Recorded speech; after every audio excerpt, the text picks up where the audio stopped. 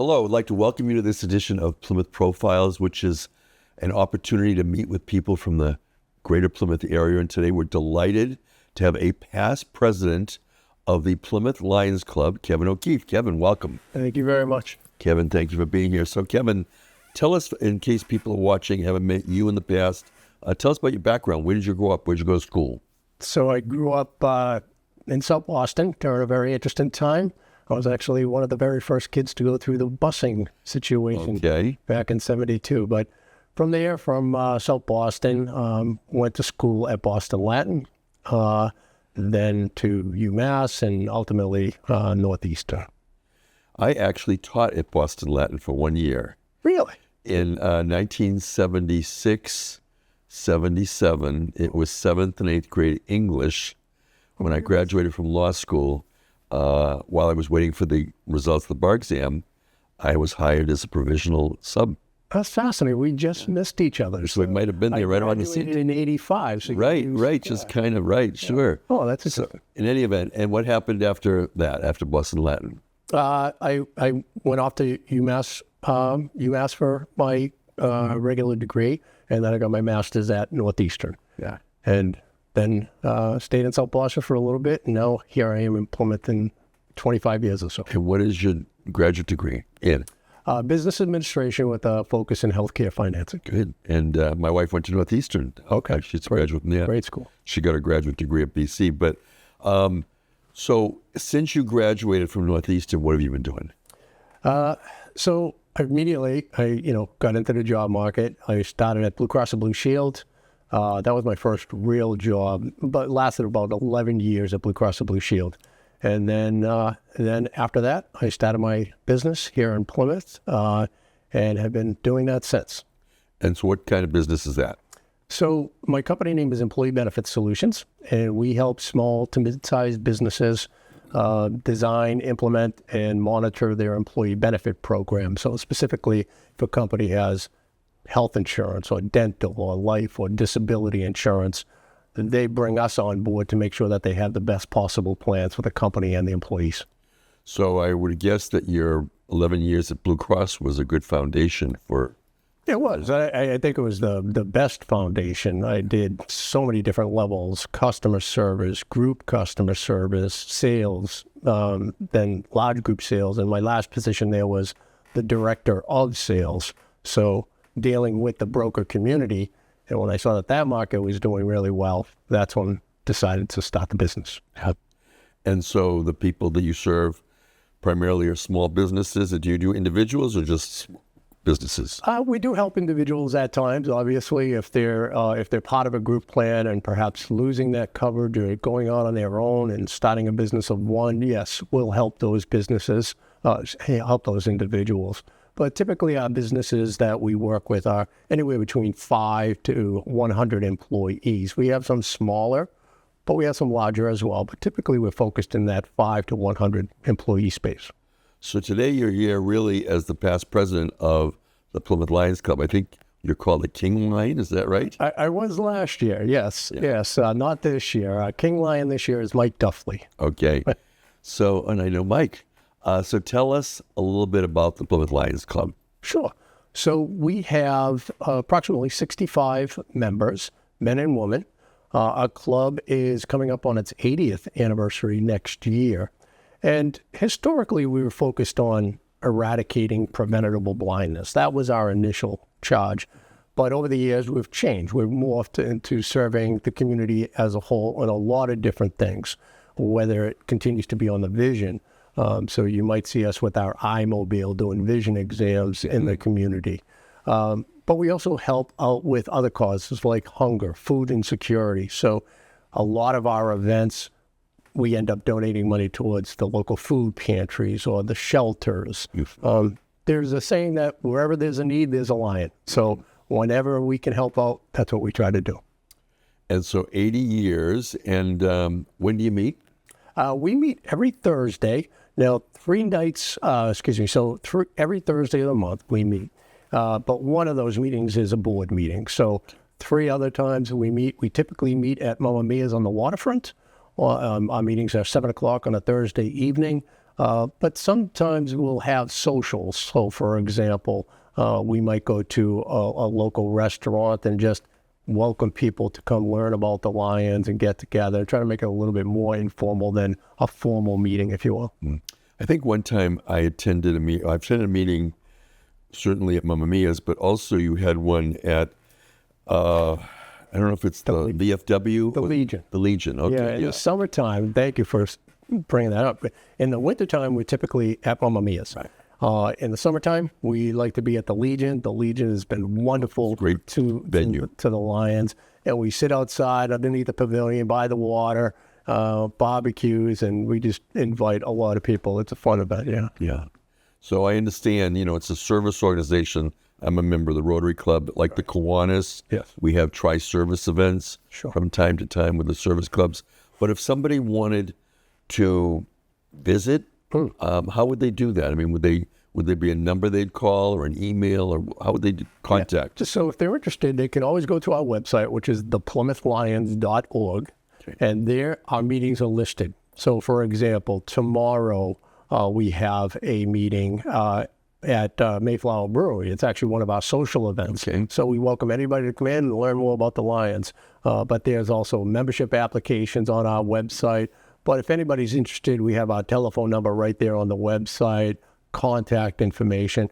They're more than welcome to contact us in a number of ways. So if there's a membership application, then they don't have to have a sponsor, or they don't have to be invited. They could just voluntarily come and attend? Oh, absolutely. They can voluntarily come and attend, but they do have to fill out an application. We have to obviously look at that application, but we welcome everybody. Yeah. Good. And so let's talk a little bit about what are some of the events that you have during the year beyond the social events. Yeah. So our biggest event, our signature event, is the Thirsty Pilgrim. Okay. It happens in September, the weekend after Labor Day. And if anybody has been walking by the waterfront on that weekend, they know that there's something fun going on. It's the Thirsty Pilgrim, which is essentially, think of it as a brewfest, a German festival. And we have the music going on for 2 straight days. It's our largest fundraiser. And from that event alone, we generally donate close to $50,000 to the different food pantries from that one weekend event. That's fabulous. It's amazing. It's absolutely amazing.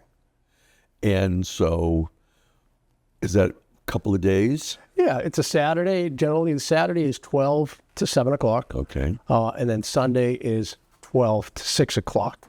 Okay. This year, we're going to mix it up a little bit. It's actually going to be exciting. It's the first time we're going to have the German band there on Saturday. No. And that's always fun because you get the crowd really going with that. And we have lots of food and other entertainment. We do face painting for the children.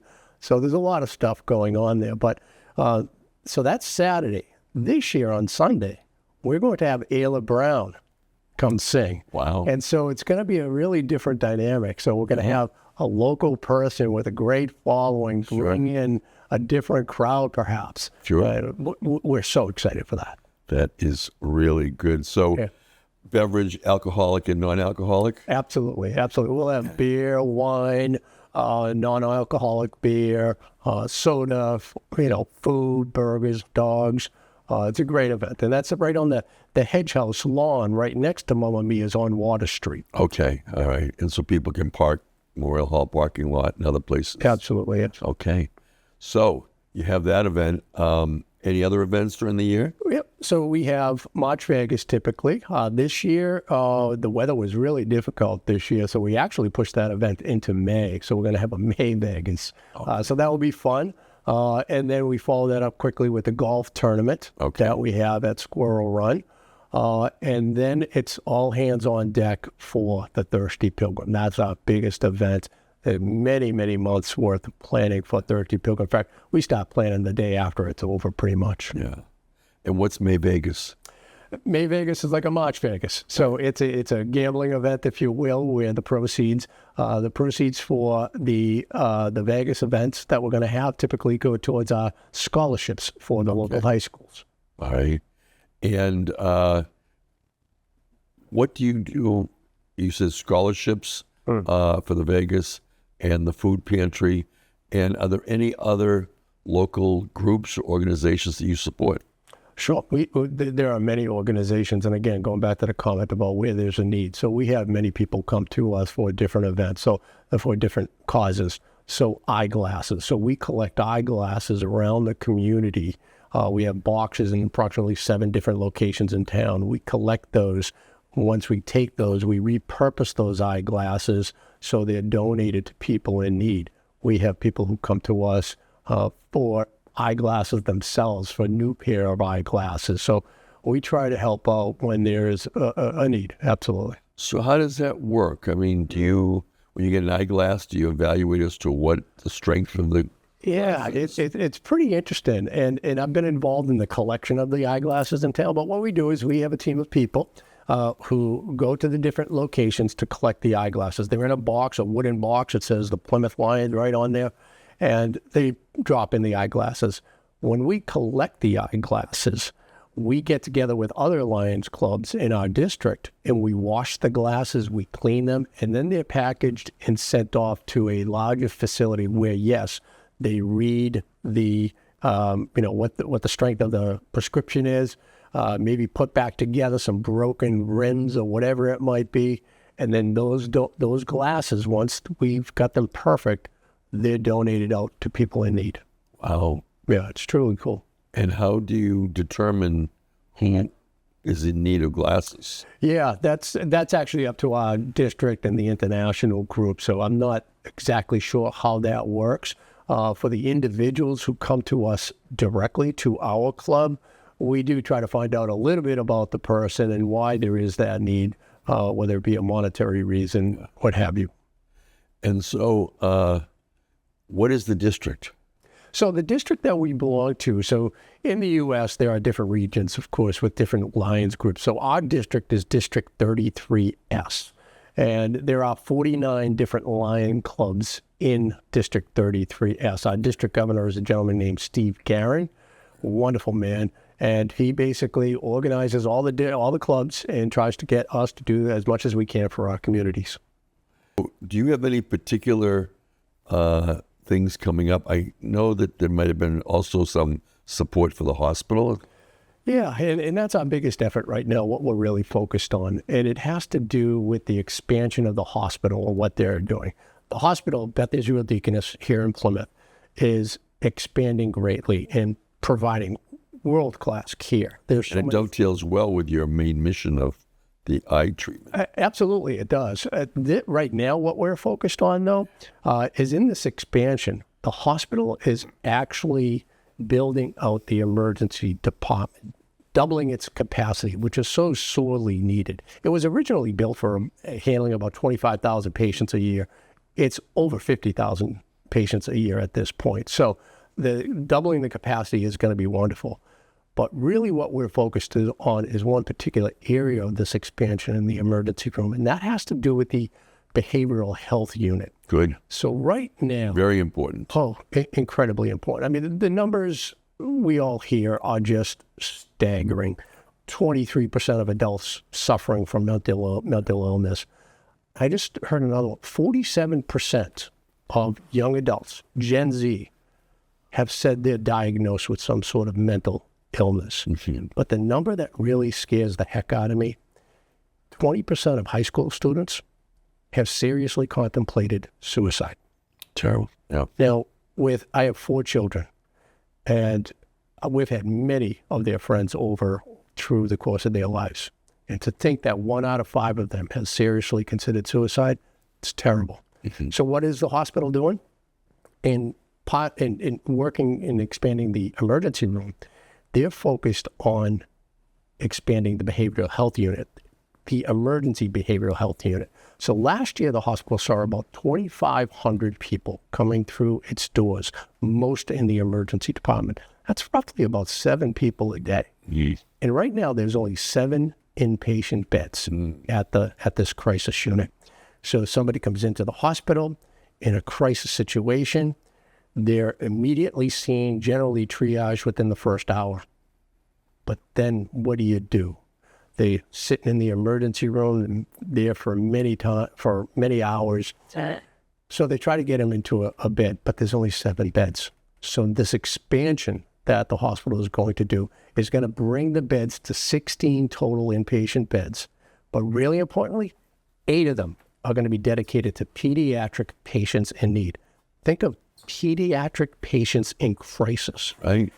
It's got to be the most horrible time in their lives for the children, but think of the family as well. It's traumatizing. So to be able to now give them 8 dedicated beds in a safe, private environment, it's really incredible what the hospital is doing. So the Lions are trying to help with that cause.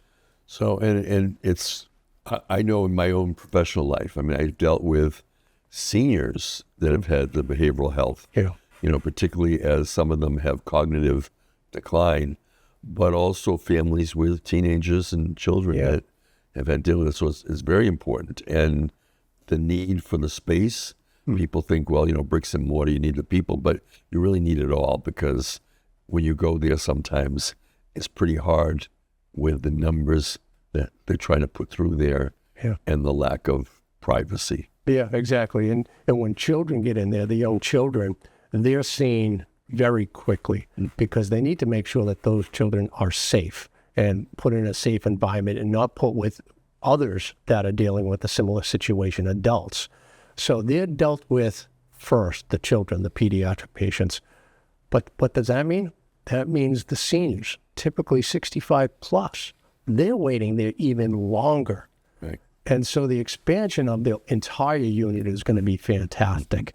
So what we are trying to do with the Lions to help with this cause is we have applied, seeing the need here, we have applied for a grant from our international foundation, Lion Club International Foundation. So we applied for a grant and we were awarded that grant, which is wonderful. So it's the Plymouth Lions boat. It's a district grant. So District 33S and all the Lions clubs, we have been awarded a dollar-for-dollar matching grant from our foundation. So if we raise $75,000, our international foundation, LCIF, will match that $75,000. So we'll be able to generate a gift of $150,000 towards this new behavioral health unit.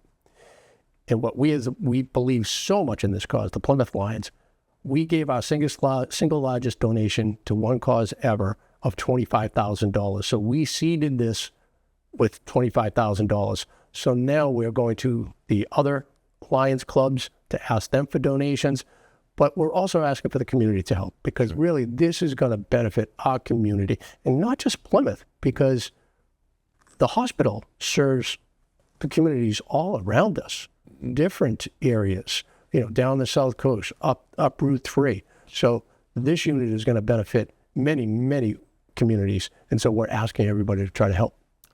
And so, Beth Israel Deaconess, are you working with the philanthropy department? Yes, we are. So Bob Johnson, great man, does truly. He's a Rotarian, yes, I know, but he works together with the Lions, right? We're all at the service. Right. So Bob, tremendous person, but also Angela Landerholm, who is the chief psychiatrist, nice. At the hospital. She's fully supportive. The hospital and the Lions are trying to work hand in hand to really raise the awareness, raise that there is this tremendous need. And we have this opportunity where every dollar that somebody donates to this cause, the Lions will match it. So we're doubling the impact to a cause that is so sorely needed. I'm very familiar with it. My wife is a clinician, and she used to have a classmate from graduate school who was later was a longtime person working at the behavioral part of the hospital, now Beth Israel. But we see such a need, in our professional life, in our personal life. Now, you mentioned pediatric, and that interests me because I know from my past connection with the Lions that you used to do a lot of pediatric eye work. Yeah. What was that? Yeah, so anything related to vision, we try to help out. And that could be, again, free eye exams at the schools, for example. So we'll try to do, we'll bring the iMobile in, and very quickly, using the technology that we have in that van, we can actually get the right prescription for individuals. So You have your own iMobile. the district shares an iMobile. Yes.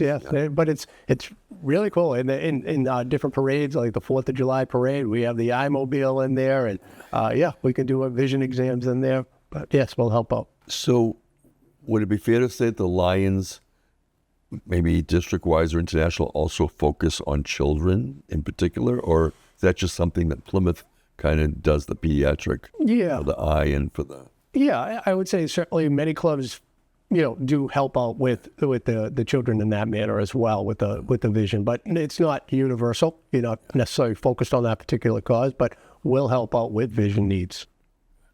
And are there any other auxiliary Lions groups? Are there any other like youth group or student groups? So we used to have a Leo's Club, and that was for young children. Leo the Lion, right? Yes, right, exactly. So we'd have children, doing different things, and they would be interested in being part of the Lions Club. So they were the Lions children portion, if you will. And they did a lot of things. But right now we don't have the Leos. We don't have any members right now in the Leos Club. So we're looking to get that back up and running. In fact, we have a couple of people talking to the different schools here in town to try to get people interested in that and to get involved in service and what it means to be a member of the community and helping others. So it's a fairly large group, a large membership, 60-some-odd people, you said. And next week we have 2 more coming on board. So 67, I think we're going to be at, and we're always looking for more good people too. And so Mike Duffley's the current president. And he is. When does his term continue? So he'll be in place until July. Okay. And then after July, we'll have a new president coming on board. So it's a yearly stint, if you will. Do you have a president-elect or a vice president coming on? We're actually right now talking to membership as to see who wants to step up. Typically, there is a natural progression between vice president to president and so forth. But we're always asking if people want to step up. So if people just joined us and we're here in the beginning, what would be the one takeaway that you'd want people to know about Plymouth Lions and what you're doing? Well, first, we serve.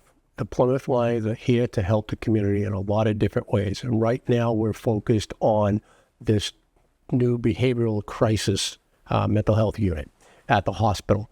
And how people can help out in that cause is by going to our website, plymouthlions.org.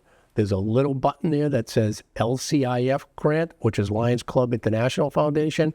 And you just click that button. You can put in your own donation or click a button for a set donation. And dollar for dollar, it all goes to the cause. We use a great technology called Zephy, where 100% of the money that comes in goes right to the cause. But when a person donates $1, it is going to be matched by another $1 from Lions. So their donation is going to be doubled. We want to try to do this by May 1st, so the clock is ticking. But that's what we're trying to do.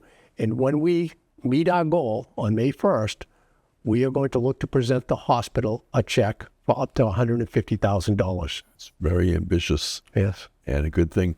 And your fundraising events again, May Vegas, the Thirsty Pilgrim in September. You mentioned another one too. We have a golf tournament in June as well. Yes. And where's that? That's at Squirrel Run. A wonderful partner of the Lions, Dave Gallerani and Mike Duffley, run that event for our club, and they do a tremendous job. And Dave Gallerani knows a past King Lion also. Yes. Mr. Lion, I call him. Mr. Lion.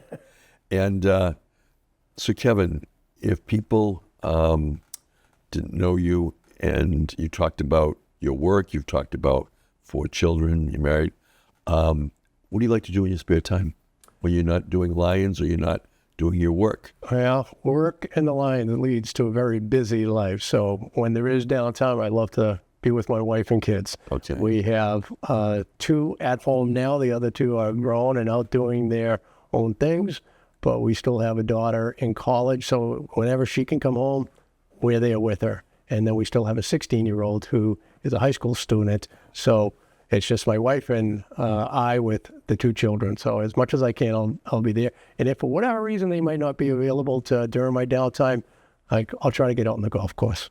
Oh, that's good. And I know you like to go to Plymouth Fitness, Yes. I love that place. Yes. which leads me to my guest of my next show, Paul Vaudrey, Oh, the Paul. manager from Plymouth Fitness, is going to be joining us as well. Absolutely. Paul, wonderful. Well, thank you very much, Kevin, for being with us, a Thank you past for having me. president of the Plymouth Lions Club, telling us about all the good things you're doing, and particularly your effort to raise funds for the hospital. Well, thank you for having me. I appreciate it. Thank you, Kevin. Thank you. And this completes this segment of Plymouth Profiles. Thank you for joining us. Again, I'd like to thank the local scene, which is providing support for this production, both in this room with the cameras, Melissa Matinzi, kind of coordinating the event. And we have people in the studio, including Tom, who's been with us for years, and several other people behind the scenes. But we couldn't do it without them, so we greatly appreciate that. And I'd also just like to mention, in my other role as town moderator, Plymouth's annual town meeting. We're taping this in March of 2026, and Plymouth's annual town meeting will be Saturday, April 11th at 8 a.m. at Plymouth North High School.